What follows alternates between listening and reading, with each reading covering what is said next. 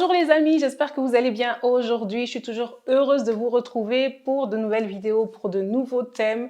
Et bien sûr, je suis toujours contente de lire vos commentaires. Comment allez-vous? Bien sûr, je ne peux pas entendre vos réponses, mais j'espère que vous allez très bien. Aujourd'hui, je vous reviens avec une question. Alors, une question qu'on se pose souvent, une question qu'on pose aux personnes qui font le pas. Et c'est vrai que cette question, je l'ai aussi reçue. C'est-à-dire lorsque j'ai pris la décision de reprendre ce workspace, donc cet espace de travail, on m'a demandé, il faut savoir, c'était vraiment en pleine crise sanitaire. Donc l'année dernière, on m'a demandé si j'étais folle, d'accord? Et non, je ne suis pas folle. Il y a des personnes qui m'ont vraiment dit, attends, t'es sérieuse là, t'as envie de reprendre un business en pleine crise? Et j'ai dit oui, d'accord? Mais parfois, il faut juste se demander pourquoi est-ce que certaines personnes ont le courage de le faire. Alors la question du jour, c'est commencer un business ou reprendre un business, est-ce une folie, oui ou non? Moi, je vais vous répondre non, ce n'est pas une folie. Je vais vous poser une question. Si en temps de crise, vous ne prenez pas la décision de faire le pas, quand est-ce que vous ferez ça? Jamais. Pourquoi? Et je vais vous donner ce que je pense être un bienfait de la crise ou d'une crise en général.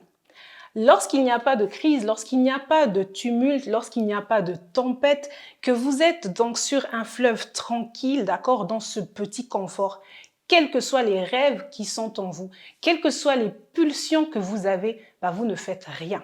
Pourquoi? Parce que rien ne vous oblige à le faire.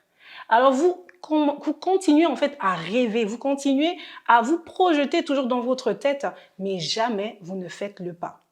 Lorsqu'une crise vient, une tempête, qu'est-ce que vous faites? Vous essayez de survivre. Pensez un peu à ce capitaine qui est donc là avec son équipe dans ce bateau. Il y a cette tempête qui vient, il y a ce vent impétueux qui souffle, il y a ces vagues qui sont tellement hautes. Ce capitaine voit sa vie passer, il voit la vie de ces hommes défiler, d'accord?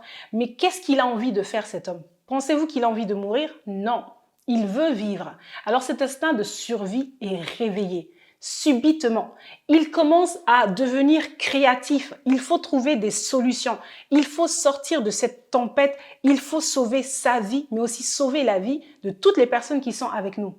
Alors vous voyez en fait que les situations de crise, les difficultés vont vous permettre de trouver des solutions que jamais vous n'auriez trouvées si vous ne vous étiez pas trouvé dans de telles situations. Oui, il y a des crises, c'est vrai, mais ces crises nous permettent de grandir. Ces crises nous permettent de vivre des aventures vraiment excitantes. Ces crises nous permettent de voir qu'il y a toujours quelque chose de l'autre côté, d'accord? Alors moi, je me dis, créer un business en temps de crise, est-ce une folie ou pas? Non, ce n'est pas une folie, c'est une opportunité. Une opportunité. Parce qu'à ce moment-là, vous faites des choses qui en valent vraiment la peine. Vous faites de l'innovation, d'accord? Et vous entrez dans une autre saison pour vous et pour les personnes que vous aimez.